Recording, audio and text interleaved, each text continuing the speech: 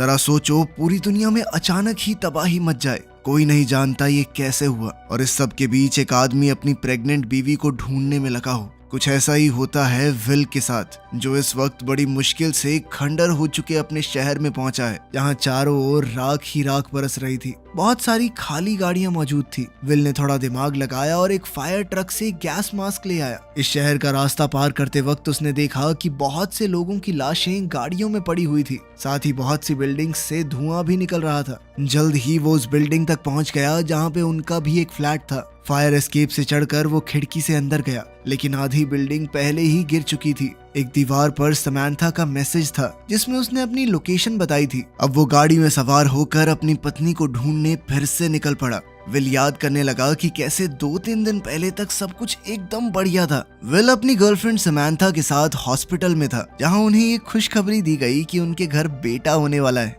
थोड़ी देर बाद will airport के लिए निकल गया। जाने से पहले उसने समैंथा से कहा कि वो उसके पिता से शादी के लिए उसका हाथ मांगेगा। शिकागो पहुंचकर विल ने सबसे पहले अपनी सारी बिजनेस मीटिंग्स अटेंड की और फिर समैंथा के माँ बाप पाउला और टॉम के घर गया। घर का माहौल काफी सीरियस नजर आ रहा था। डिनर के वक्त टॉम ने सीधा सीधा विल से पूछा कि तुम मेरी बेटी के साथ क्या चाहते हो, और कभी अगर फ्यूचर में तुम अलग हो गए तो तुम हमारे दिए हुए पैसों पे हक तो नहीं जताओगे जो हम समैंथा को देंगे। इस पर विल ने जवाब दिया कि देखिए, मैं अच्छे पैसे कमाता हूँ, मैं पैसों के लिए आपकी लड़की से शादी नहीं कर रहा, वो मेरी जिंदगी का प्यार है। लेकिन न जाने क्यों टॉम को विल की किसी भी बात पर यकीन नहीं हो रहा था। इस बात पे दोनों के बीच बहस शुरू हो गई। पाउला ने बीच में आकर झगड़ा रोकने की कोशिश की, लेकिन सिचुएशन और ज्यादा बिगड़ गई। आखिर में पाउला ने विल को ये कहकर घर से भेज दिया कि देखो, रात बहुत हो गई है, तुम्हें जाना चाहिए। अगली सुबह विल की आंख समैंथा की एक वीडियो कॉल से खुली। फोन देखकर उसे एहसास हुआ कि वो वापसी की फ्लाइट के लिए लेट हो चुका है।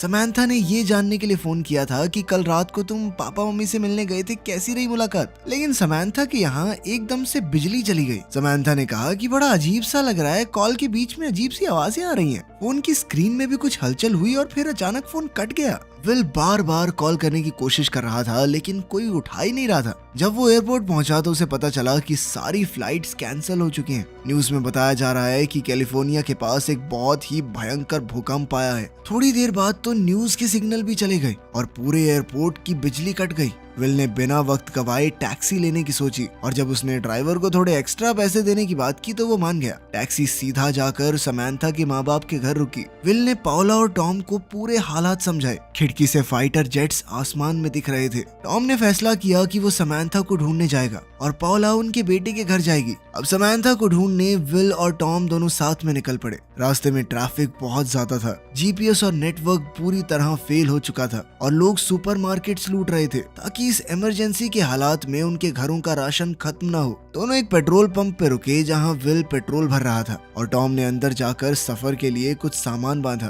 तभी कुछ लोग विल से झगड़ने लगे और उन्होंने उसकी गाड़ी छीनने की बात कही। जब बात ज्यादा बढ़ गई तो टॉम ने कहा कि 1 मिनट में आपको पैसे दे देता हूँ, लेकिन निकाली उसने पैसों की जगह बंदूक, जिसे दिखाकर उसने उन्हें भगा दिया। हाईवे पे आर्मी चेक पॉइंट था। टॉम ने उनसे बात करके उन्हें समझाया कि मेरी बेटी वहाँ फंसी हुई है, मुझे पता नहीं सही है वो कि नहीं। एक बाप की गुहार सुनकर वो भी मान गए और उन्हें आगे बढ़ने की परमिशन मिल गई। रास्ते में उन्हें बहुत सारी आर्मी ट्रेन्स वेस्ट की तरफ जाती हुई दिखाई दी, जिससे उन्होंने हिसाब लगाया कि माहौल सच में बहुत खराब है। रात को एक पुलिस ऑफिसर ने उनकी गाड़ी रोक दी। टॉम तुरंत समझ गया कि ये असली पुलिस वाला नहीं है, बल्कि एक आम आदमी है जिसने किसी पुलिस वाले की गाड़ी चुराई थी। जब उस आदमी ने बंदूक निकाली तो टॉम गाड़ी रिवर्स में भगाकर बच निकला, लेकिन उस आदमी ने उनका पीछा करना शुरू कर दिया। टॉम ने विल को बंदूक थमाई और वो उसे चलाने की कोशिश करता रहा, लेकिन उसे यही समझ में नहीं आ रहा था कि इसे अनलॉक कैसे करते हैं। टॉम ने गाड़ी चलाते हुए उसे समझाया कि क्या करना है और विल ने आखिरकार गोली चला दी। कुछ देर तक ऐसा ही चलता रहा। फिर टॉम ने गाड़ी को जिस तरह घुमाई कि उस नकली पुलिस वाले की गाड़ी का एक्सीडेंट हो गया। थोड़ी आगे जाकर उन्होंने देखा कि कुछ हिरन रास्ते में आ गए थे। टॉम ने उन्हें बचाने के लिए गाड़ी घुमाई और जल्द ही उनका भी एक्सीडेंट हो गया। इतने में वो नकली पुलिस वाला फिर से उनके पास पहुंच गया था। उसने विल को धमकाना शुरू कर दिया, लेकिन टॉम ने पीछे से उस पर हमला करके उसे बेहोश कर दिया। अब टॉम की रिब्स में काफी चोट आई थी। जल्द ही उन्होंने उस नकली पुलिस वाले की गाड़ी का इस्तेमाल करके अपनी गाड़ी को बाहर निकाला। अगले दिन वो एक ट्रेलर पार्क पहुंचे जहां लोग उन पर भरोसा नहीं कर रहे थे, लेकिन एक गैराज में उनकी मुलाकात रिकी से हुई। रिकी ने उन दोनों की खस्ता हालत देखी और उनकी गाड़ी को ठीक करने के लिए मान गई। रेडियो पे बताया गया कि सिर्फ शॉर्ट वेव और सिग्नल्स चल रहे हैं। जो कुछ भी हुआ था उस पर सरकार का अब तक कोई जवाब नहीं आया था। क्या हो रहा है, कैसे हो रहा है, किसी को नहीं पता। आसमान में पक्षी बहुत ही अजीबोगरीब तरीके से उड़ रहे थे। ये बात तो पक्की थी कि कुछ बहुत गलत होने वाला है। टॉम जब वॉशरूम गया तो उसने अपनी चोट देखी। उसका जख्म पहले से बढ़ गया था। रिकी ने उन्हें बता भी दिया कि गाड़ी अभी बस टेम्परेरी ठीक हुई है, कभी भी बीच में खराब हो सकती है, मुझे मत कहना कि बताया नहीं। जब टॉम ने सुना कि रिकी कैलिफोर्निया जाने का प्लान बना रही है तो उसने रिकी को एक डील ऑफर की। टॉम ने कहा कि मैं तुम्हें पैसे दूंगा मेरे साथ चलने के लिए, इससे तुम अपनी मंजिल के करीब रहोगी और बदले में जब भी हमारी गाड़ी खराब हो तो तुम उसे ठीक कर देना। थोड़ी देर सोचने के बाद रिकी ने हाँ कर दी, बस ज्यादा ही पैसे मांग लिए। फिर उन्होंने गाड़ी में रिकी के सारे औजार भरे और फट से निकल गए। शाम को उन्होंने देखा कि एक गाड़ी उनके पीछे आ रही है। उन्होंने तुरंत गाड़ी रोक के लाइट्स बंद कर दी। जब तक दूसरी गाड़ी उन्हें क्रॉस नहीं कर गई तब तक सब चुपचाप वेट कर रहे थे। फिर उन्होंने अपनी टेल लाइट्स को गाइड की तरह इस्तेमाल करते हुए उस गाड़ी का पीछा करना शुरू कर दिया। कुछ देर बाद रिकी ने अपनी कंपास चेक की तो उसकी सुई बहुत ज्यादा तेजी से घूम रही थी, जैसे कि धरती की मैग्नेटिक फील्ड में कुछ अजीब बदलाव आ रहे हों। तभी उनकी रोड के साइड से एक और कार आई। विल को तेजी से इस गाड़ी से बचना पड़ा। जिस गाड़ी का वो पीछा कर रहे थे वो नई गाड़ी उस पुरानी गाड़ी से टकरा गई और वो दोनों ही गाड़ियां रोड से बाहर जा गिरी। विल ने पहली गाड़ी को चेक किया पर कोई जिंदा नहीं बचा था। रिकी ने दूसरी गाड़ी देखी जिसमें एक औरत की मौत हो चुकी थी, लेकिन उसका पति अभी जिंदा था और वो कुछ कहने की कोशिश कर रहा था। उसके गले से आवाज ही नहीं निकल रही थी और उसकी हालत भी बहुत ज्यादा खराब थी। जब रिकी ने विल से कहा कि उसे हॉस्पिटल ले जाना चाहिए तो टॉम ने ये कहकर साफ मना कर दिया कि हॉस्पिटल बहुत दूर है, रास्ते में ही मर जाएगा ये। टॉम और विल गाड़ी में वापस आकर बैठ गए पर रिकी अब भी वहीं बाहर ही खड़ी रही। वो उन लाशों को बड़े गौर से देख रही थी, जैसे कुछ समझने की कोशिश कर रही हो। फिर एक और गाड़ी रुकी और कुछ अजीब से दिखने वाले आदमी उसमें से उतरे। टॉम चौकन्ना हो गया, गाड़ी तेज चलाने लगा ताकि वो लोग दूर हो जाएं, पर विल ने मना किया और कहा कि पहले रिकी को ले चलो। तब टॉम ने जल्दी से रिकी को अंदर बैठाया और गाड़ी चला दी। टॉम ने बताया कि अगर विल उसे ना कहता तो वो रिकी को नहीं बैठाने वाला था। रिकी को ये बात बहुत बेकार लगी कि वो उसे छोड़कर जाने वाले थे और उसने कहा कि अब मैं गाड़ी ठीक नहीं करूंगी। तब टॉम ने गाड़ी को हल्का सा झटका दिया जिससे रिकी का चेहरा फ्रंट सीट से आकर टकरा गया।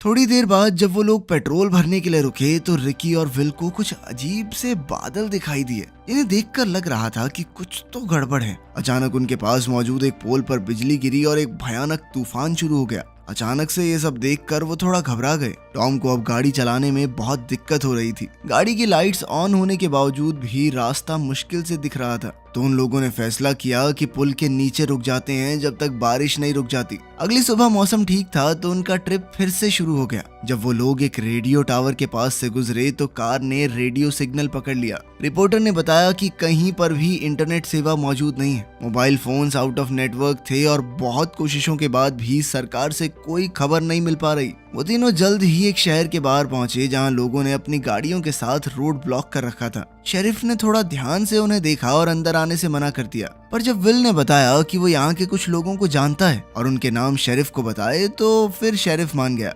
जल्द ही विल अपनी एक पुरानी दोस्त मैग के घर पहुंचा। मैग बहुत ज्यादा परेशान थी। उसने बताया कि उसके अपने पति से कोई बात ही नहीं हो पा रही। वो बिजनेस ट्रिप पर गए थे और फिर अचानक से ये सब कुछ हो गया। विल ने मौका देखकर शावर लिया, रिकी ने गाड़ी की मेंटेनेंस की और टॉम ने पानी की बॉटल्स भर ली। मैग लगातार अपने पति को याद करके रो रही थी। विल ने उसे सांत्वना दी कि सब कुछ ठीक हो जाएगा, चिंता मत करो, पर वो ज्यादा देर तक उसके पास नहीं रुक पाया। फिर वो लोग वापस रास्ते पर निकल पड़े। थोड़ी ही दूर जाने पर उन्होंने ढेर सारा धुआं देखा। वहाँ दरअसल एक मिलिट्री का हवाई जहाज क्रैश हो गया था। सब यही सोच रहे थे कि शायद किसी ने देश पर हमला किया है। थोड़ी देर बाद वो लोग एक वाटर पार्क पर पहुंचे और ऐसी चीजें ढूंढने लगे जो उनके काम आ जाए। रिकी स्विमिंग के लिए पूल में कूद गई पर पानी बहुत गर्म था। तभी एक मिलिट्री हेलीकॉप्टर उड़ते हुए नजर आया। फिर उन्होंने अपने आसपास चुपचाप चीजें ढूंढनी शुरू कर दी, लेकिन उस जगह की हालत देखकर उन तीनों को यही लगा कि लोगों ने पहले ही यहाँ से सारा सामान उठा लिया है। कैश रजिस्टर खाली था और सभी कार्स के टायर्स कट चुके थे, लेकिन पेट्रोल के कैंस भरे जा सकते थे। टॉम अपनी चोट की वजह से ज्यादा वजन नहीं उठा सकता था, इसलिए विल ने जिम्मेदारी उठा ली। रात को जब वो लोग एक एंटीना के पास से गुजर रहे थे तब उनके फोन्स में अचानक से नोटिफिकेशन आनी शुरू हो गई। टॉम के फोन पर समंथा के मैसेजेस आए। वो वॉइस मेल पर उसके लिए अपना प्यार जता रही थी, पर मैसेज में समंथा की आवाज से ज्यादा सिग्नल की खराश थी और अचानक मैसेज बीच में ही रुक गया। टॉम ने भी अपनी पत्नी पॉला को कॉल करने की कोशिश की, लेकिन सिग्नल नहीं आया। तभी उन्होंने रास्ते में लोगों की लाइन देखी जो पूरी तरह खास रहे थे। दूर से ही धुआं उठ रहा था और जैसे ही वो लोग पास गए, सामने का नजारा देखकर उनके होश उड़ गए। पूरा इलाका आग से जल रहा था। रिकी ने डर के मारे कहा कि हमें वापस जाना चाहिए, लेकिन विल ने थोड़ी हिम्मत जुटाते हुए कहा कि इसके अलावा कोई रास्ता नहीं है हमारे पास, और उसने गाड़ी की रफ्तार फुल स्पीड पर कर दी। जब वो उस एरिया को क्रॉस कर रहे थे तो गाड़ी को धुएं और राख ने घेर लिया। कुछ देर चलने के बाद उनके सामने एक मदद मांगती हुई औरत आई। रोड के किनारे उसकी गाड़ी भी थी जिसका टायर पंचर हो चुका था। रिकी और विल को उस पर तरस आ गया और वो उसकी मदद करना भी चाहते थे, और अचानक कुछ आदमी बंदूक लेकर बाहर निकल आए। पता चला कि उस औरत को झूठ बोलने और लोगों को फंसाने के लिए मजबूर किया गया था। वो आदमी उनका पेट्रोल चुराने की कोशिश कर रहे थे। विल ने एक आदमी से लड़ने की कोशिश की, पर उस आदमी ने आसानी से विल को पटक दिया। टॉम अपनी बंदूक निकाल कर लाया, लेकिन अपनी टूटी हुई रिब्स के दर्द की वजह से वहीं गिर पड़ा। फिर उन आदमियों ने रिकी को जबरदस्ती पेट्रोल भरने को कहा और बचे हुए पेट्रोल के कैंस चुरा के भाग गए। तीनों गाड़ी में बैठ गए और विल ने उस औरत को भी अपने साथ चलने को कहा, पर वो अपने बेहोश पति के पास ही रुकना चाहती थी। इसके बाद ढेर सारे धुएं के बीच एक कार चेज शुरू हो गई। उन लोगों ने आगे से फायरिंग शुरू कर दी तो विल ने उनकी गाड़ी को अपनी गाड़ी से जोरदार टक्कर मारी। टॉम लगातार खांस रहा था और उससे बंदूक नहीं चल पा रही थी, तो उसने बंदूक रिकी को देकर चलाने को कहा। रिकी के थोड़े निशाने तो मिस हुए, पर फिर रिकी ने उनके टायर पर गोली मारकर उसे उड़ा दिया, जिससे उनकी गाड़ी उलट गई।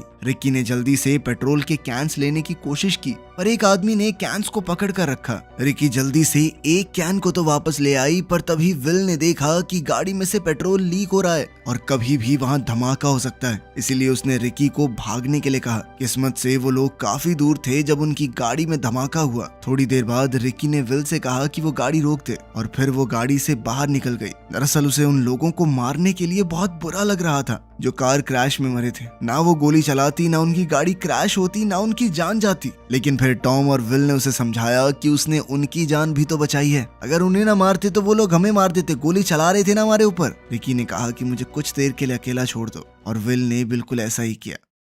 जल्द ही सूरज उगने लगा, लेकिन रिकी अब तक वापस नहीं आई थी। विल ने उसका नाम पुकारा पर कोई जवाब नहीं मिला। उनकी काफी सारी चीजें भी गायब थी। तब टॉम कहने लगा कि उन्हें रिकी को साथ लाना ही नहीं चाहिए था। खैर थोड़ी देर रुकने के बाद वो लोग फिर आगे बढ़ गए। अचानक से टॉम को खून की खांसी होने लगी, जिसके बाद वो लोग एक क्रैश साइट पर रुक गए जहां कई गाड़ियां और एक ट्रेन भी थी। विल वहां से थोड़ा पेट्रोल ढूंढना चाहता था। जब विल वापस आया तो उसने देखा कि टॉम सांस नहीं ले पा रहा, क्योंकि शायद उसकी रिब्स का कोई टुकड़ा उसके लंग्स को पंचर कर चुका था। विल ने जल्दी से टॉम की छाती में सुई घुसाकर थोड़ा प्रेशर रिलीज किया, जिससे टॉम को सांस लेने में थोड़ी आसानी होने लगी। जल्द ही वो फिर से आगे बढ़ चले और टॉम ने विल से वादा मांगा कि वो उसकी बेटी समंथा का ख्याल रखेगा। दोनों ने अपनी जिंदगी की पुरानी यादें एक दूसरे के साथ साझा की, और टॉम ने आखिरकार मान ही लिया कि विल सच में एक अच्छा इंसान है। उसे पता था कि समंथा प्रेग्नेंट है, और अब उसे यकीन हो गया था कि विल एक अच्छा बाप बनेगा। शाम को जब वो एक ब्रिज क्रॉस कर रहे थे तो उन्हें बहुत सारी खाली गाड़ियां दिखाई दी। फिर उनके रास्ते में कुछ आदमी हथियारों के साथ आ गए। विल ने कहा कि प्लीज हट जाइए, मैं अपने दोस्त को हॉस्पिटल ले जा रहा हूँ, लेकिन उन लोगों ने विल को आगे नहीं जाने दिया। विल समझ गया कि अगर यहाँ रुका तो बहुत बड़ी मुसीबत में फंस जाएगा। उसने जल्दी से गाड़ी रिवर्स में भगाई और दो आदमी बाइक्स पर उसका पीछा करने लगे, पर विल ने गाड़ी को ऐसे घुमाया कि दोनों बाइकर्स क्रैश हो गए। अब वो आगे बढ़ सकता था, लेकिन एक ट्रक उनका रास्ता रोके हुए था। टॉम ने जैसे तैसे गोलियां चलाई और साथ ही विल ने गाड़ी को ऐसे हिलाया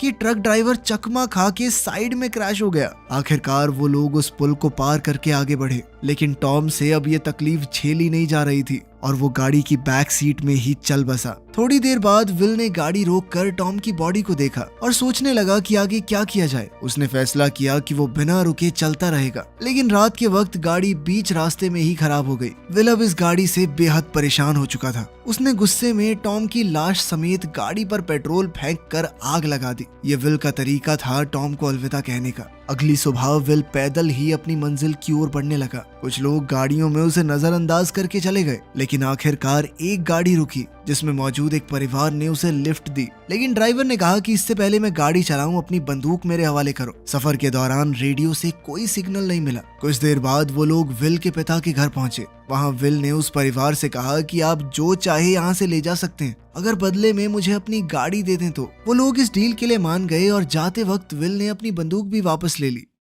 गाड़ी की मदद से वो जल्द ही अपने तबाह हो चुके शहर सिएटल में पहुंच गया। अब कहानी वहीं पहुंच गई जहां से शुरू हुई थी, और अपने फ्लैट में समांथा के लिखे हुए एड्रेस को देखते ही विल तुरंत उसकी ओर निकल गया। जैसे ही वो वहां पहुंचा तो जेरेमाया नाम के एक आदमी ने उस पर बंदूक तानकर पूछा कि कौन हो तुम और क्या चाहिए, लेकिन समांथा ने उसे रोका और विल से मिलने के लिए भागी। चीजें थोड़ी शांत होने के बाद विल ने समांथा को उसके पिता के बारे में बताया। विल ने ये भी बताया कि अगर वो ना होते तो शायद मैं यहाँ तक ना पहुँच पाता। रात को सोते वक्त विल की अचानक से आंख खुल गई। वो बाहर आया तो उसने देखा कि समांथा और जेरेमाया वहां बैठे आग सेक रहे थे, तो वो भी उनके साथ ही बैठ गया। बताया जा रहा था कि ये जो कुछ भी हुआ एक भयंकर भूकंप की वजह से हुआ था। पुलिस वालों ने सभी को शहर खाली करने की वार्निंग भी दे दी थी, लेकिन जेरेमाया ने कहा कि मुझे नहीं लगता कि कोई भूकंप था, किसी देश ने हमारे ऊपर न्यूक्लियर बॉम्ब फेंका है पक्का। चीजें इतनी तेज हुई कि किसी को कुछ समझ ही नहीं आया। लेकिन विल को उसकी इस बात में दम नहीं लगा, क्योंकि अगर ऐसा हुआ होता तो वो शहर से ही तो आया है, रेडिएशन से मर चुका होता अब तक। साथ ही Jeremiah bar bar will say उसकी बंदूक मांग रहा था,